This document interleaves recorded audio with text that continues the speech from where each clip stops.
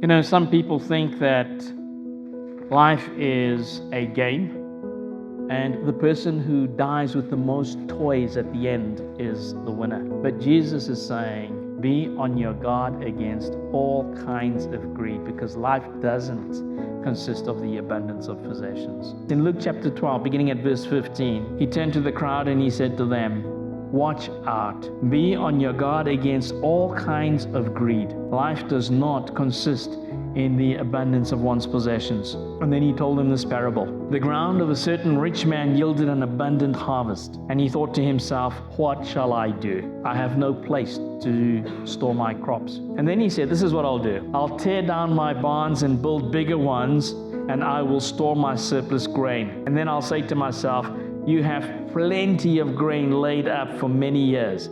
So take life easy, eat, drink, and be merry. But God said to him, you fool, this very night your life will demand it of you. And then who will get what you've laid up for yourself? And this is how it will be with whoever stores up things for themselves, but is not rich towards God. I'm fully convinced that God doesn't have any problems with us being wealthy, or He doesn't have problems blessing us.